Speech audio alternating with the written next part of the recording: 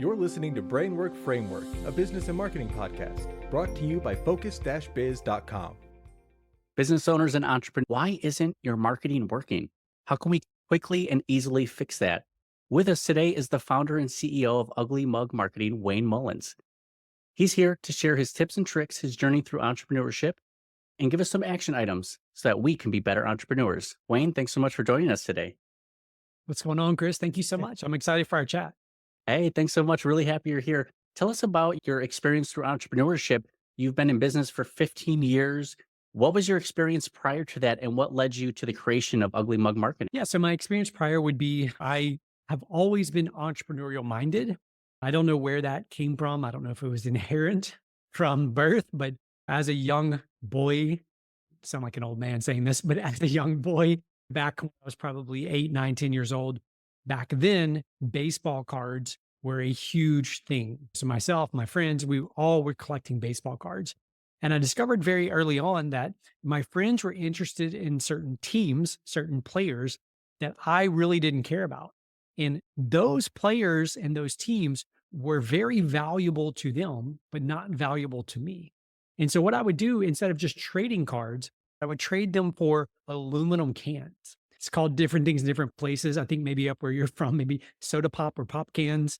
Down here, everything's a Coke. And I would have them collect cans, aluminum cans, and then I would trade them the cards they wanted for those cans. I would then take those aluminum cans and go sell them and make a few bucks on every bag of cans that you bring to the recycling place and sell. So that was probably my first endeavor into entrepreneurship.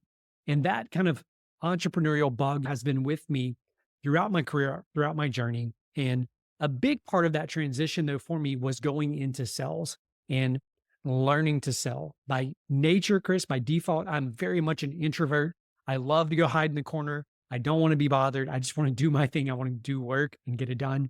But going into sales, going door to door, having doors literally slammed in my face, really helped me hone some very valuable skills, not just for selling, but for marketing and for entrepreneurship. Oh, that's fantastic. I love the premise of exchanging something for value, something that didn't have value to you, giving it to someone who appreciated that value, and then found, okay, what is not valuable to them that they can exchange that has value for me. Just a very clever business endeavor. And it's funny that you mentioned, you don't know if you were born with it or what family genes you had, but it seems like entrepreneurship, not everyone is kind of built or born for that. It's very specific to the individual. So the fact that you've had success from this is incredible. The 15 years at Ugly Mug Marketing, what do you guys specialize in? Is this all things digital marketing? Are you websites, SEO, social? Yeah, so at Ugly Mug, we specialize in a little bit of everything, which I guess makes us more of a generalist than a specialist. You know, my background coming from sales, I started studying direct response marketing when I was doing selling. And so I would use those direct response skills to actually book appointments for myself to get me in front of certain prospective clients that I wanted to meet. I became really good at that. And then I decided to go out on my own. I started a lawn and landscape company. Now, for those not from the South, not from Louisiana area, the quote unquote grass cutting season, if you will, goes for about 9 months out of the year. So there's stuff to do 9 months out of the year. The worst part about this is it gets ridiculously hot, ridiculously humid here in the summer times. But over the course of a 3-year period, I grew that company from startup to the largest in our region. Now, during the course of that, one thing that I think made a huge difference for me was that I didn't view my role as CEO, the operations person or the founder or any of those things. I viewed my role as the chief marketing officer. Everything I focused on was marketing. And it was out of those ideas, those strategies that I put in place, that I started having clients of the lawn care company come to me saying, hey, we see how fast you're growing. What are you doing? Can you teach us how you're doing that? And that eventually led into me selling the lawn and landscape company and starting Ugly Mug Marketing. Well, congratulations on building that successful business, becoming the premier leading landscape company in your region. That's incredible. And then to focus then on a different passion, this expertise in marketing that you have.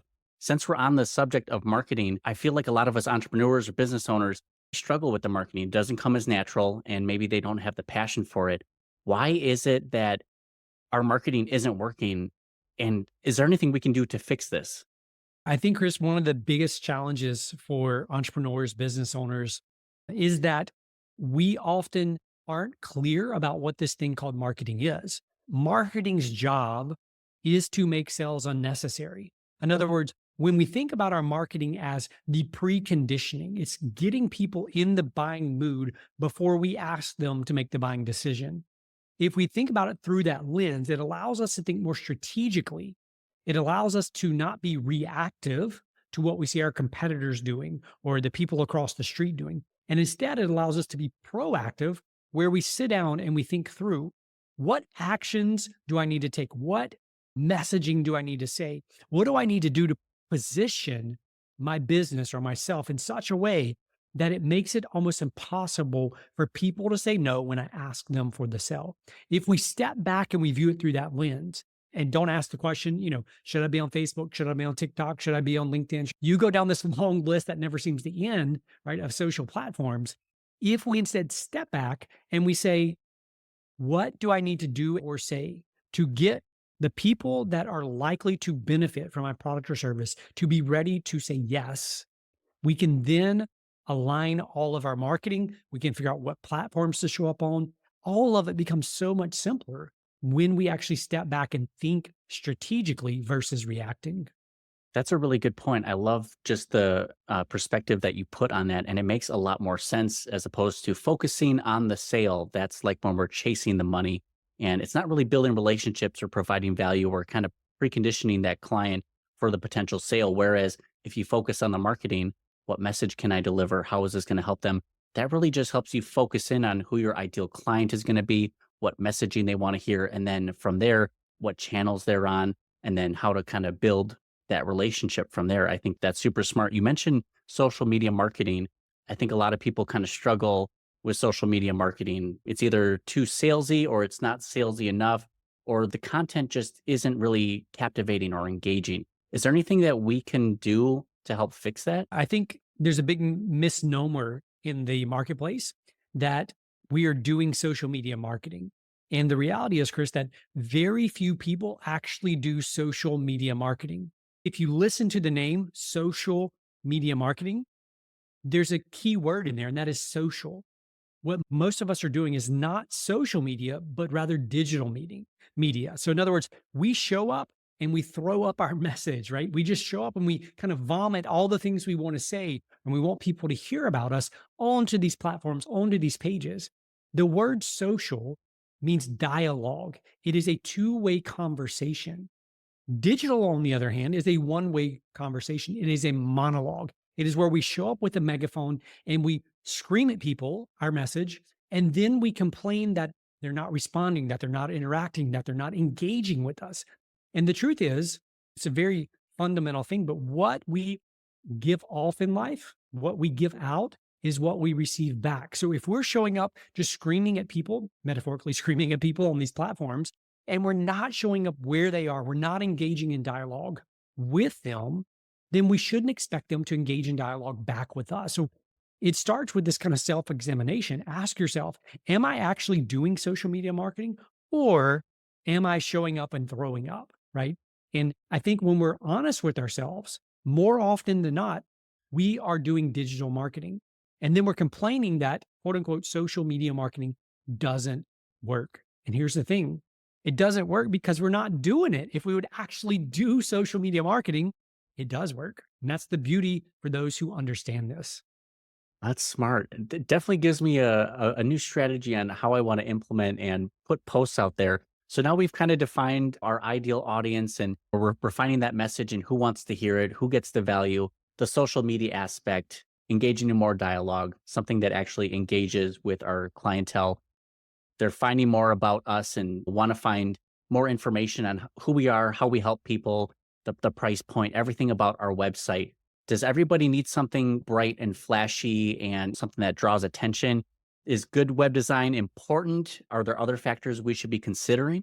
First of all, I can't answer the question as a blanket statement or a blanket answer for everyone. So I don't believe that every single business, every single organization needs a website. Even though we sell websites, that's part of what we do.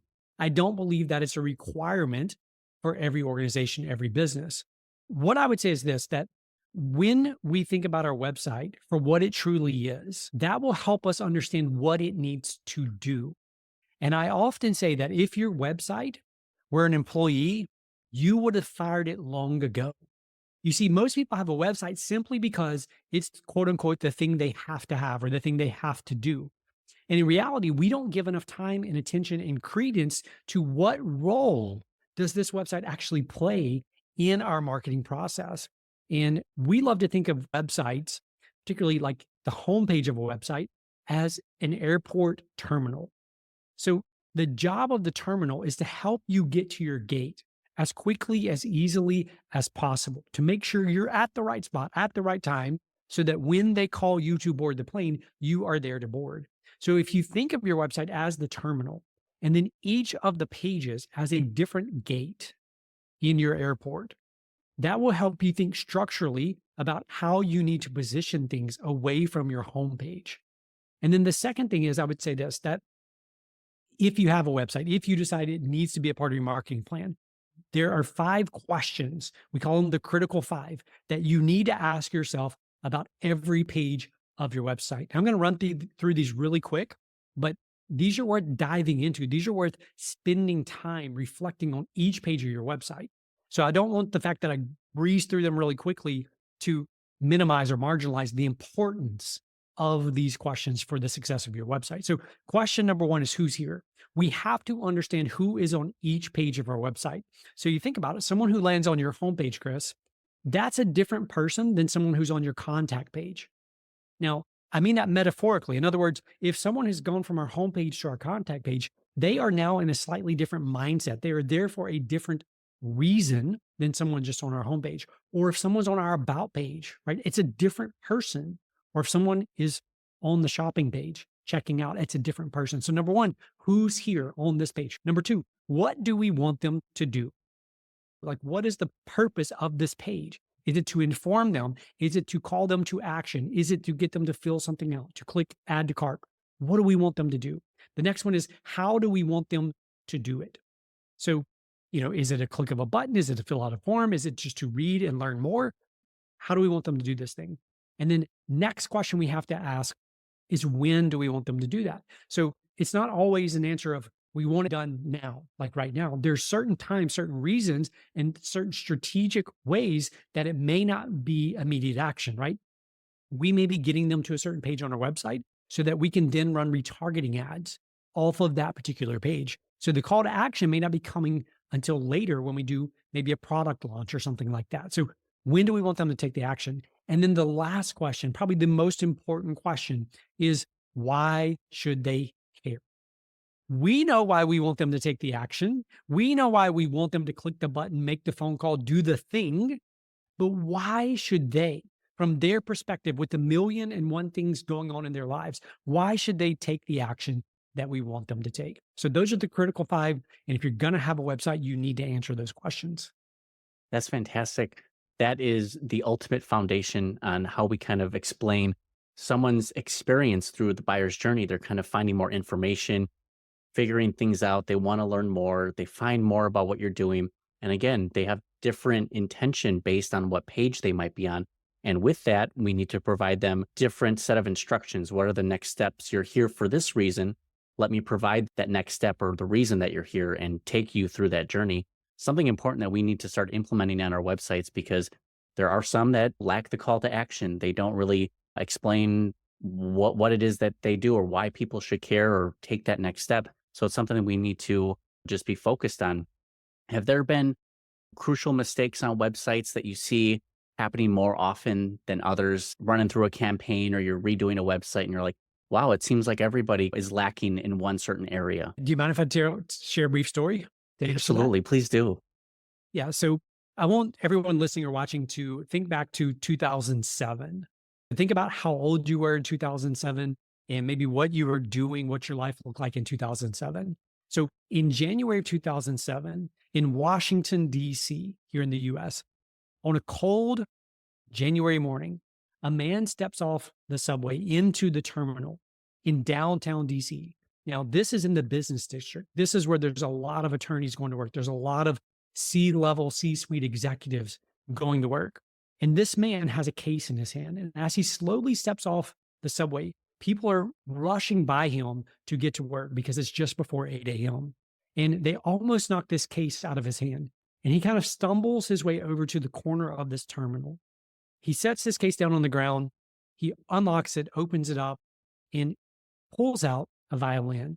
Now he puts the violin up to his chin. He's about to begin playing, and he reaches into his pocket, takes out some crumpled dollar bills, and drops them down into the open violin case on the floor. For the next 43 minutes, this gentleman plays some of the most difficult, some of the most beautiful violin music that's ever been written. And at the end of the time, nearly 1,000 people had rushed by him on their way to their office. He scoops down, bends down, and looks into his case and begins counting the money. And he's earned $33 over the last 43 minutes. Now, when we hear that, that's not bad money for a street performer, right? $33 for 43 minutes of playing, not bad. But here's where the story gets crazy. You see, that same exact gentleman 2 nights before made $115,000 per hour playing the exact same songs on the exact same violin. And his name is Joshua Bell. And this is a true story. This was an experiment done by the Washington Post in 2007. And here's what's so fascinating about this. It's the same songs, the same number of people, the same instrument. It's like a multi-million-dollar violin. I don't even know the name of it. Very expensive violin.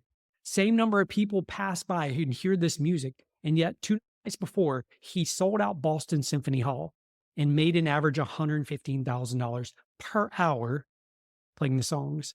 And yet 2 days later, he makes $33 an hour. And I share that story because of this. The difference is the frame built around him. You see, 2 nights before, when he was at Boston Symphony Hall, he had posters up about the event. There was tickets for sale.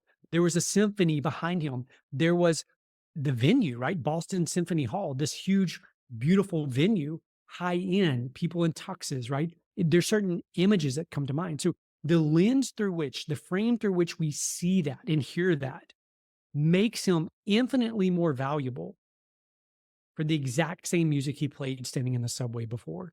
And so that's a very long answer to the question. But what I would say is that it is so important that you understand your audience and that you carefully craft the frame around the way you're positioned.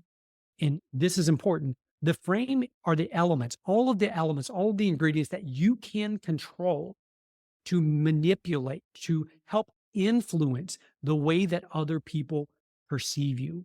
And you do have power, you do have control over those things. But until you acknowledge that you have power and control, you will complain that people don't pay you enough. You will complain that people don't treat you with enough respect, your product, your services, whatever you do. And yet, you have the same power, you have the same control as those who charge 5x, 10x, 20x, 100x what you charge for the exact same thing. Wow, that's an incredible story. And I do remember hearing about that. 2007, I was just graduating high school. So that was a cool moment to step back in. But it kind of shows you the importance of the context, the time frame, the setting that you're putting together. And it's almost as if he wasn't speaking to the right audience. These were busy people on their way. Specifically, when he was at the hall and the venue, those were people who wanted to be there. They were looking for an experience. It's that frame and that setting you put together. Same reason a bottled water is 30 cents from the grocery store, $2 at the convenience store. At a venue, a stadium, the price keeps getting higher and higher and higher. And it's all about what people are willing to pay, that value. It's the same bottle of water, but I think it's a great experiment that they put together with the violinist because it kind of shows the same exact things. It's just a different time, a different place, a setting. All of that plays a role into how people perceive the value that you're bringing them. Now, for a lot of us business owners and entrepreneurs, we are one-person shows. We are putting on all the hats, doing everything that we need to do. But trying to lead ourselves and direct ourselves, it's a challenge.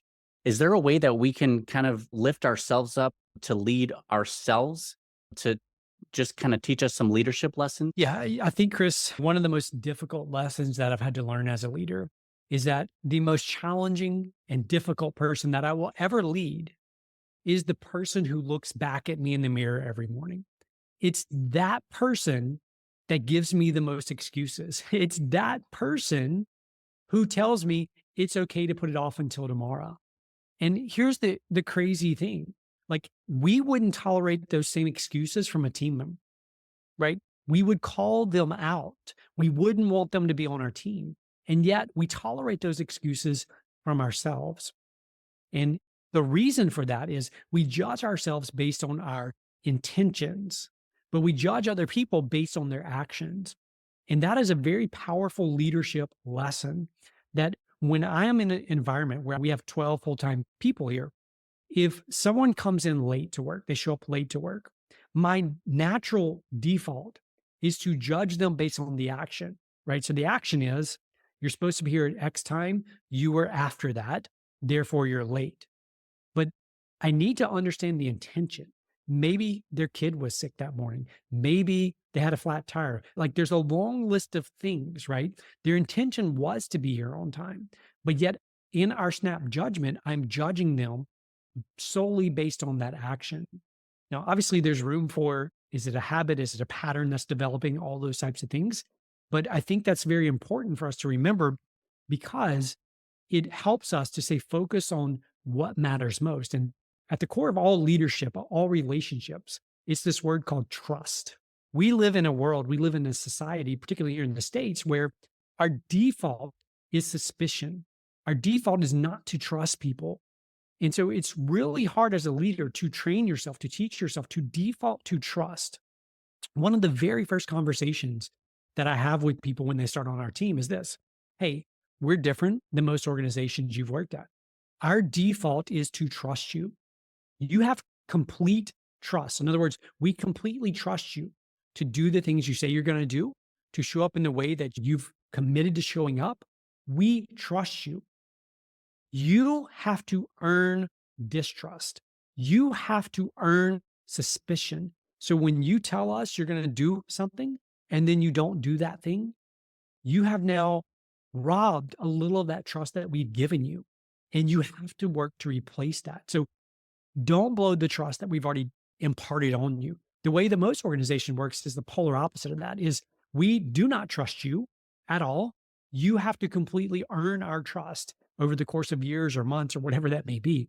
And so as leaders, as people who want to move from just ourselves doing everything on our own, we have to start there. We have to start by understanding that we have to default to trust. We have to build powerful, mutually beneficial relationships, and those are always built on trust.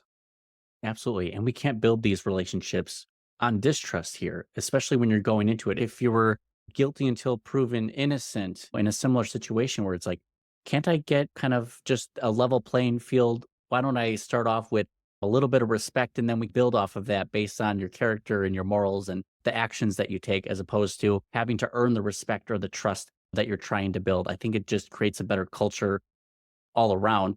Now, how do you build high performance culture? I mean, you have a team of 12. This is quite the operation you have going on. How do we get high performers? Yeah. So first of all, it sounds very easy to rattle off a few answers on, here's how to do it. But it goes back to this one word, and that one word is culture. So Ugly Mug Marketing, we're in our 15th year now. And for the first probably 6 or 7 years, I always said that culture was going to be a thing that I got to one day, right? I had so many other issues, so many other things to take care of, that culture would come when we had time and money. And the reality is the time and money never comes around for culture. You see, culture is shared. It comes from the same Latin word as the word cultivate. And so the question is, what are we cultivating in our organizations? What type of environment are we actually cultivating in? And to jump to the end and then come backwards is this, that if you are not intentional about building a high performance, self-accountable culture, then you are unintentionally building a low performance and a completely unaccountable culture, or a culture where you're having to micromanage the whole time. And so when you understand that it's not about ping pong tables. It's not about fully snacked snack bar. It's not about all the perks and benefits, right? It's about creating an environment where people can show up and use their unique God-given abilities and gifts to their fullest extent to help you accomplish a vision and a mission. So the hint in this whole thing is that there has to be this balance between alignment and autonomy.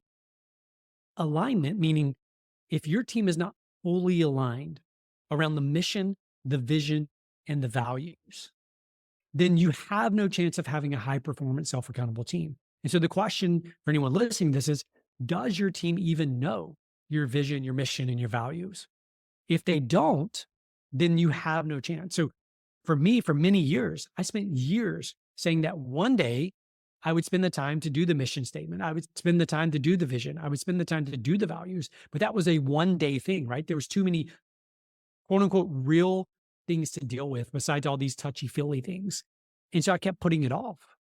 And what I can tell you is when you actually know how to utilize those things, how you teach and train around those things, they become a keystone, a corner piece, a linchpin, if you will, in your organization in building that. The flip side is autonomy. We want to, in our organizations and entrepreneurs, we would love to turn people loose and have them use their abilities. But one of two things happens. Number one, we tend to micromanage. So some of us are wired more to micromanage people, to question everything, to have them report back to us every little detail. And then the other half of us are wired to where we just kind of wash our hands of it and let them go run, do things. And then they bring it back and it's terrible. And we complain like, what in the world were you thinking? Why did you do it this way? This is garbage. So then they're frustrated because they just poured their time and attention into this thing. We're frustrated because it's not what we wanted. And so when you have the alignment, you can have the autonomy. You can set them free to do those things. But without the alignment, you're always going to vacillate between micromanagement or just complete abdication where your hands are off and then you're frustrated because it's not done correctly. That is so insightful.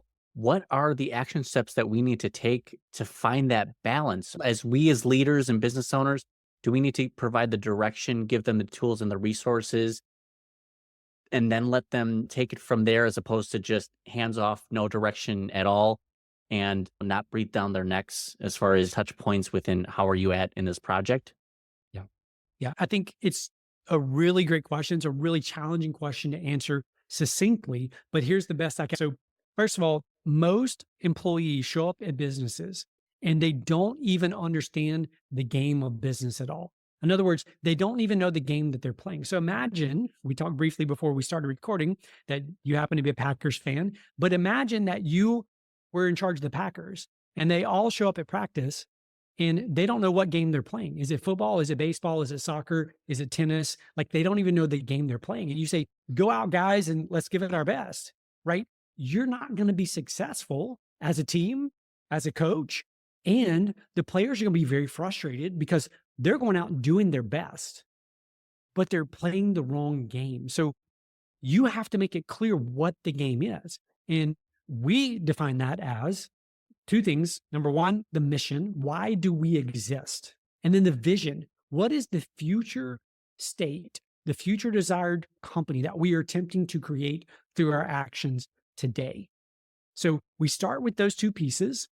And that helps define the game. This is the game that we're playing. The mission is this. This is why we exist. Now, the next part of that is we would say, okay, we've told them we're playing football. But imagine for a second, imagine a football field with no lines on the field. There would be no way for the people to know, for your team to know when they got a first down. There would be no way for them to know when they scored a goal, right? It's just a big field and they're just running up and down with the ball.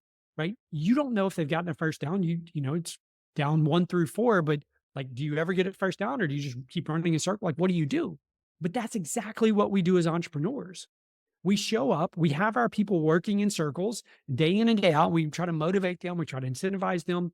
And then we wonder why the team's disengaged. We wonder why they're scrolling on their phone half the day. We wonder why we're frustrated. You see? So we have to define those things. And the way we do it is we take and we say, okay, we know the mission, we know the vision. What are we attempting to accomplish this year? And then we take that goal and we break that down and say, okay, based on what we're trying to accomplish this year, what are we trying to accomplish this quarter? So we define as a company what we're trying to accomplish this quarter. Then what happens is for us, each department owns a piece of that goal. So social media department says, I'm going to commit to X dollars in revenue this quarter. The website department says, I'm committing to this goal this quarter. And then under those goals for the quarter, we identify 3 lead metrics, keyword lead metrics. The default for most of us is to identify lag metrics. So lead metrics are things that lead to certain outcomes. In other words, they're the inputs. Most people by default, when you have them set these objectives or these goals, they're going to default to the lag metrics. So it takes some steering, it takes some coaching, it takes some education to get them there. But each person has to identify 3 lead metrics that they're committing to that are going to help help their department reach the goal. And then each person then gets a piece or a portion of that with 3 lead metrics under that. So again, what we're creating here is we're defining the game, we're putting the lines on the field, we're then allowing them to establish their goal lines, we're then allowing them to quote unquote call the plays that they're going to execute on in that quarter. They then each week make commitments. This week, my commitment to execute this next play is. And so you can, which I know sounds very kind of vague and ominous maybe here, but through this process, what we're doing is we're building a team that is aligned around a vision, aligned around a mission, aligned around goals, and then they are buying in. They're holding themselves and their peers accountable to accomplishing these things. Wayne, that's fantastic. That provides so much more clarity, and not just because it's a football reference, but I feel like it was a perfect metaphor. I don't know if this was off the cuff or if this is something that you've spoken before, but that was the perfect metaphor on how we are kind of defining the mission, the vision, the culture, the things that we're building, the playbook, the calls, the metrics, the measurements, everything that we're putting together. It has alignment. It creates focus and clarity for the team, for the leadership team, for everyone involved. Now, Wayne, where can people find out more about your business, get in touch with you, and connect to learn more? The simplest place is our website. That's just uglymugmarketing.com. All of our contact info is there, social, all in one place. If they want to follow me kind of more on a personal side, where I share kind of more, leadership stuff, I share more insights into some of the struggles of being an entrepreneur, being a leader, growing a team. You can follow me on Instagram, and it's at Fire Yourself. I love that. And we're also going to have the links down in the comments, show description for everyone to check out and get easy access to Wayne and all of his Connection social profiles here. Wayne, you mentioned before we started recording that you love the podcast. You love podcasts. You love books. You weren't even like that big into music because you appreciate that knowledge that you're attaining. Are there certain books, podcasts, or channels that you would recommend to any entrepreneur that's really going to help give them some clarity and help them reach the next step in their journey? That's a challenging question. Maybe the most difficult one for me, Chris. I'm an avid reader, avid learner.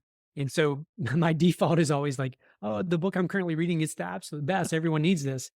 But one of the things that I've had to learn, and this has been difficult for me, is that as a reader, as a learner, what often happens is we're reading a book and the author maybe mentions a certain book, or we're listening to a podcast and the author mentions a book. And so we run out and grab it because in the moment it sounds good, it sounds exciting.